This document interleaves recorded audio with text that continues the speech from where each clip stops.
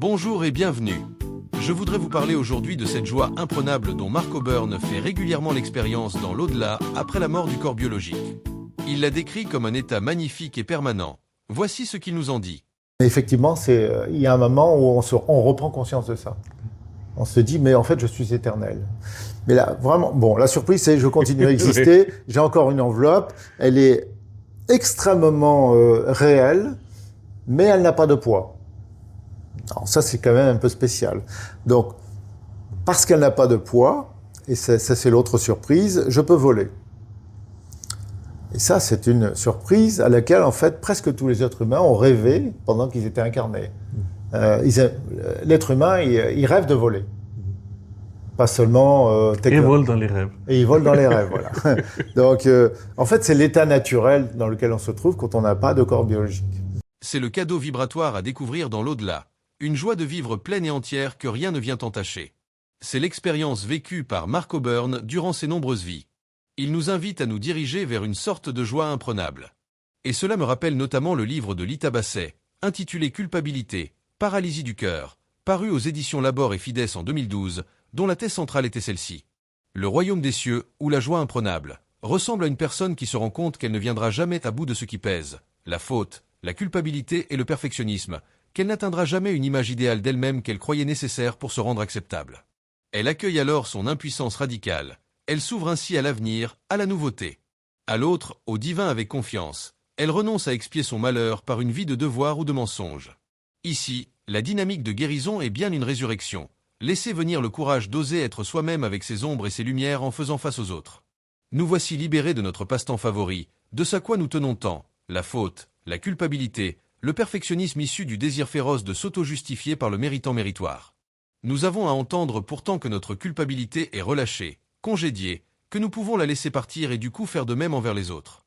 Mais cela réclame de se décentrer en réponse à une autorité supérieure. L'autre, mon semblable, n'est plus tout, il est faillible comme moi.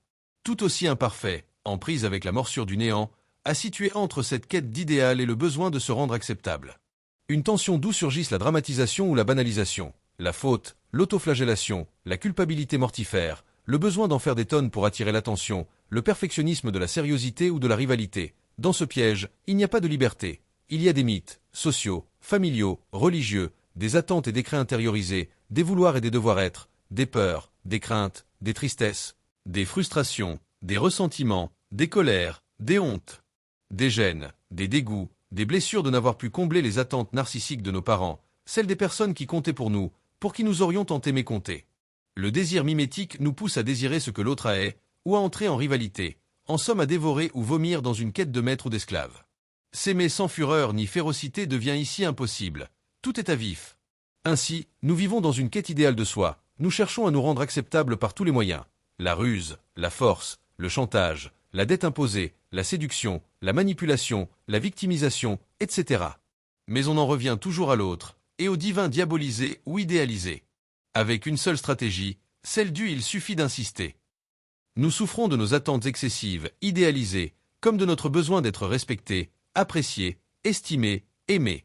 La faute réelle ou imaginaire, banalisée ou exagérée, est notre dénominateur commun qui se condense en boucle de rétroaction négative. Nous luttons contre le problème en insistant, en cherchant dans la mauvaise direction. La tension confine à l'inavouable. Elle conduit selon Kant au mal radical dans le mensonge à soi, à sa propre conscience, dans la mauvaise foi. Il s'agit d'une tentative désespérée, et désespérante, de masquer le déplaisir ou l'échec, mais elle contamine toute la relation interpersonnelle. La quête se tourne vers un Dieu arrangeant, une raison explicable et rassurante, vers un gain souhaitable, donc vers un moindre mal excusable. Une quête sans joie véritable qui passe à côté de ce que Mark O'Byrne dit avoir découvert dans l'au-delà, le joie profonde d'être, de participer au cosmos, d'en comprendre le fonctionnement comme la finalité, d'être également un bâtisseur et un explorateur de la VIE. C'est ce que nous pouvons déjà vivre et expérimenter plus modestement dans notre corps. Une joie imprenable de nous savoir partenaires de l'univers. C'est là que l'aventure peut commencer et prendre toute sa véritable dimension.